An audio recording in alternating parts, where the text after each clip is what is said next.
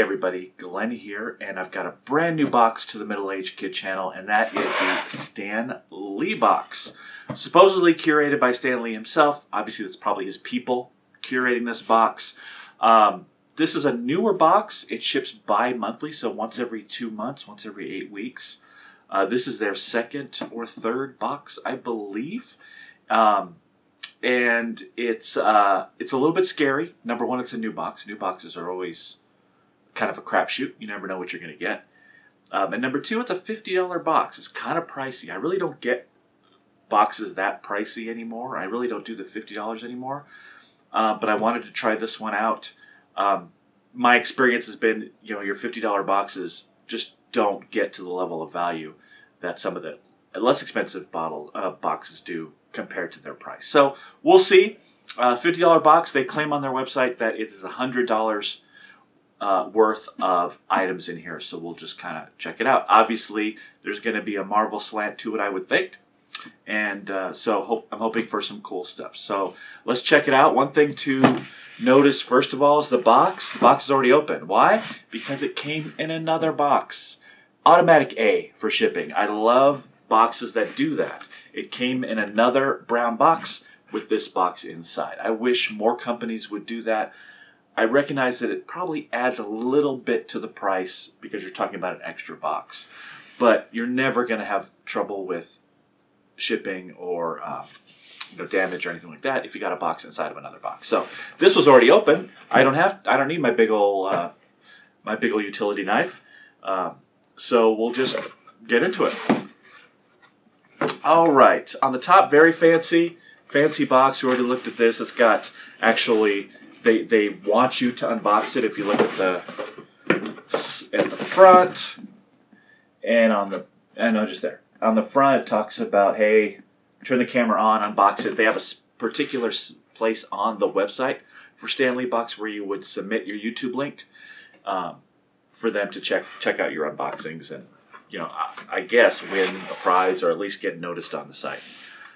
All right, so we've got looks like it's a little spoiler book. I'm not going to get into the innards, but kind of a comic take as you would expect from the Stan Lee box, and POW Entertainment, I guess, is the company.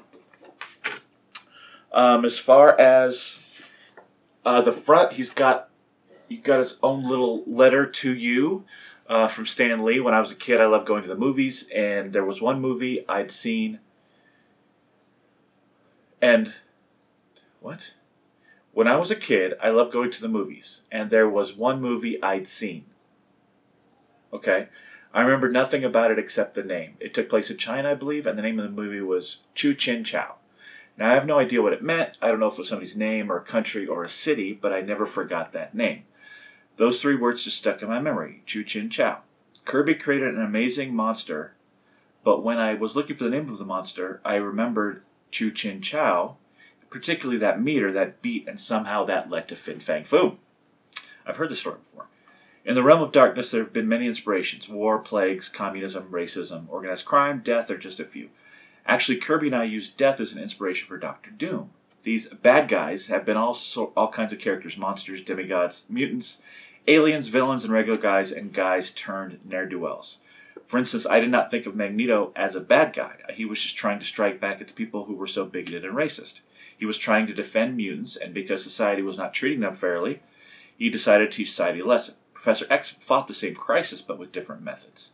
Magneto was a danger, of course, but I never thought of him as a villain. But speaking of villains, Galactus was simply another in a long line of supervillains whom Jack Kirby and I loved creating, having dreamed up lots of powerful baddies, some definite syntax errors in this. We felt the only way to top ourselves was to come up with an evildoer with almost godlike powers. Therefore, the natural choice was a sort of demigod. These bodacious bad guys, vile villains, and ancillary anti-heroes were all needed in a way to get our favorite heroes to shine. As bad as they are, they created purpose and focus that was needed for a good story. This box is dedicated to all those anti-heroes that make our heroes shine. So this is Darkness Descends, is the theme of the box. And then we've got the back of this that I guess is talking about the next one.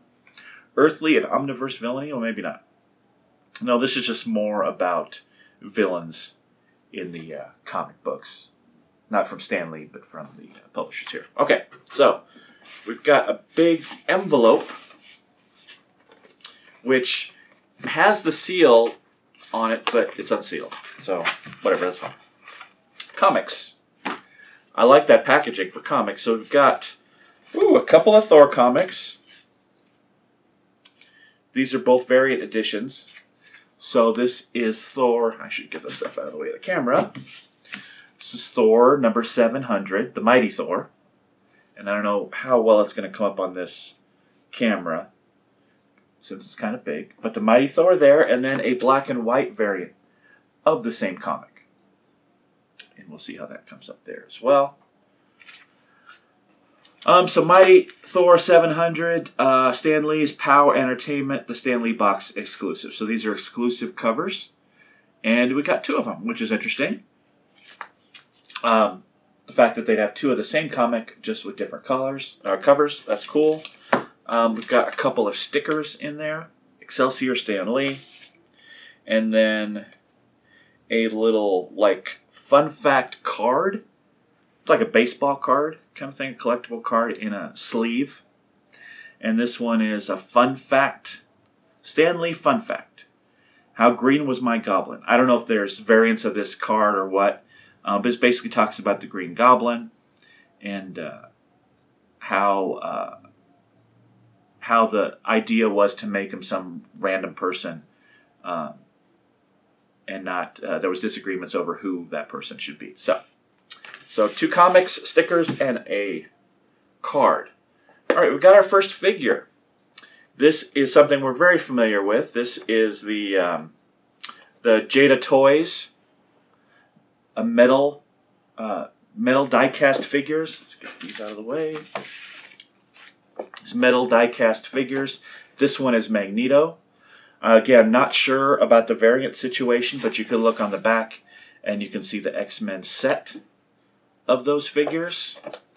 I've got a couple of these Jada Toys figures, and they blew up pretty strong because back when I was doing the Hero Stash, I tried to partner with them like I did with Funko to try to get, wholesale pricing and be able to include it in the boxes, and they were never able to get back to me. I kind of bugged them. I bugged them to death, and I never heard again from them. So, either I wasn't big enough to kind of draw attention, or I wasn't doing it the right way. I'm trying to get this out, but it's taped. And I bragged about not needing my big knife, or my yellow knife, but guess what? All right, so, okay, let's try this again. Tape all over the place here.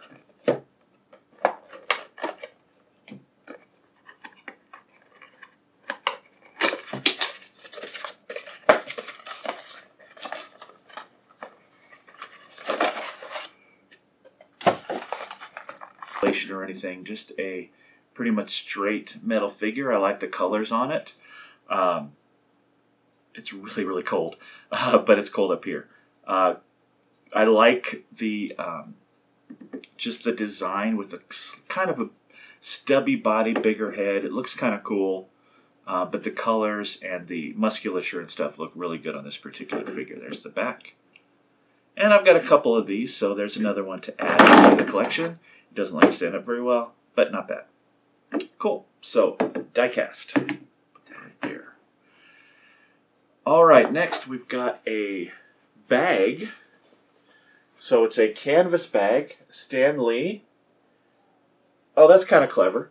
It's Stan Lee as Hamlet and the Red Skull as Yorick's skull there. So Stan Lee and the Red Skull. That's kind of cool. I like that. That's very clever. It looks like it's in a design that is like, you'd get this bag at Barnes & Noble or a bookstore. It's all fancy. It's got kind of that same kind of canvas artwork on it. Even down here, the Stan Lee looks like a fancy bookstore. So a bookstore bag. So a bookstore bag, that's what we'll call it. And it's big. It's a good size. Pretty cool. I don't need this glasses anymore. I look really old with them. All right, we've got a hat. Always love getting hats, right? Don't get hats very often anymore. This is the first hat I've gotten in a box in quite a long time now. So this is a hat, says "Nuff Said." Stan Lee's famous saying. So "Nuff Said." Okay, it's a black cap, pretty straight on. The big plus about this is it's not one of those stupid snapback hats that I hate. Those flat brimmed hats. This is actually a cap that a real person would wear. I don't know why I just said it like that, but anyway. All right, we've got a graphic novel. This is Loki, Agent of Asgard. So this is about basically, I think, a kind of a young adult Loki, and his growing up and that kind of stuff. So Loki, Agent of Asgard, trust me, kid Loki's all grown up. I noticed they try to make Loki look a little more like Tom Hiddleston, which makes sense. But this is from the Marvel Now era. So graphic novel, I can tell you right now the cover price on this is $20. So that adds to the value, and graphic novels are going to pump up this box's value when they enter it because they're so expensive in like a bookstore. Even though they may not be worth $20, that's what their price is in the bookstore. They're really expensive. So that is always going to pump the value. And lastly, we've got a pop. And we've got Loki from the Thor Ragnarok set, number 242. This is, what do they call it? Sicarian Loki. Because he's in his outfit that he's in Sakaar. It's the normal, nothing that special about it. I'm not even going to take it out because I already did the Thor Ragnarok pops for you last week. So there we go. So we've got Loki pop. We've got the die-cast Jada Toys Magneto. We've got the hat. We've got the bookstore bag. The Loki graphic novel.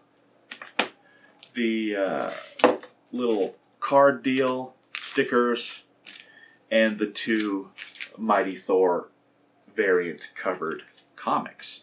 So now we can kind of look at the inside of this and see what we've got, see if we had any variants.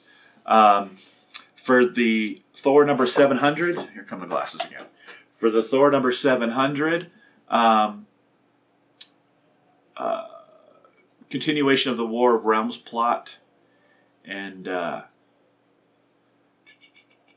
artist Mike McCain. Yeah, that's Stan Lee up in Loki's place, up in the top there, befitting the Stan. That's why it's the Stan Lee covers. Exclusive Nuff Said black cap. Fun facts card. Number 64. So obviously this is a series of cards put out by Power Entertainment. The pop could have been one of two. So we've got the Loki that I got, or Hela, both of the regular versions of those. It isn't too thrilling that they would put just a regular pop. You know, if anybody could get a exclusive in there or some sort of variant, it would be Stan Lee. The Jada Toys could have been Magneto or Venom.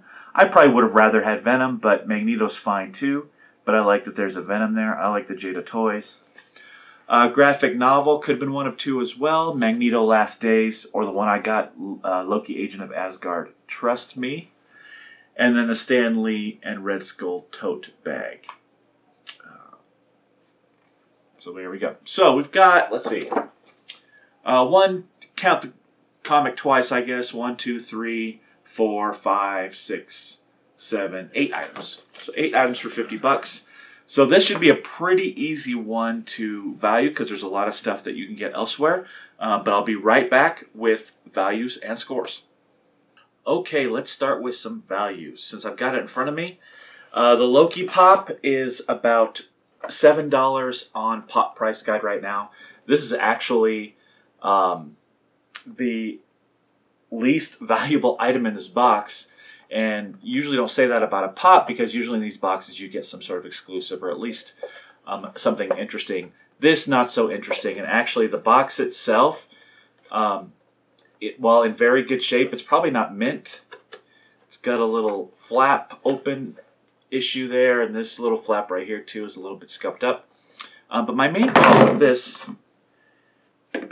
problem with this pop is it's so readily available. It's so common, and it fits the theme and everything. It's just not what I would have chosen. So, but anyway, back to value, $7 right now on Pop Price Guide. The comics. We bunched the comics together because that's how they're being sold on eBay right now, for about 25 bucks for the pair. So not too shabby for a pair of comic books. These are going for about $25 for both. Again, they're exclusive to this box, and this doesn't seem like a box you can get after the fact. They've only had a couple, so I'm just not sure if this is a box that's going to sell later on, right? So 25 bucks for the pair of comics. The cap is running on eBay right now for about $13. For the adjustable Nuff Said cap, about $13 on eBay. The Fun Facts card, I was kind of surprised. This card is going for $9 right now, so not too bad for a collectible card that's not signed or anything. It is a $9 value on eBay right now. So $9 for the card.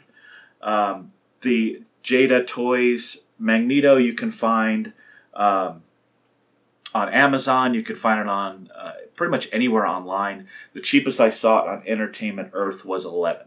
So it's about $11 on Entertainment Earth. Again, that's not going to include any shipping, but I didn't include that. So $11 for the Magneto. The tote bag. The tote bag is going for $18 on eBay. So not a bad price there either. What's helping out this box is the exclusivity of some of these items. So $18 for the bookstore bag, as I call it. And lastly, the graphic novel is on Amazon for $16.50. Now, I said earlier that it's a $20 cover price. $16.50 is what you can get it for Amazon. So the value of this box being what they advertise all comes down to this book. If we pay the $20 cover price for this book, then the total of this box is about $103. But since this is $16.50 on Amazon, brand new, the total of this box is $99.50, which brings it under that 2 times mark, and just under what they advertise it for. Now, again, some of these values might be a little bit flexible to keep it. It's awfully close to 100. So I'm gonna pretty much take them at their word. This is $100 worth of items.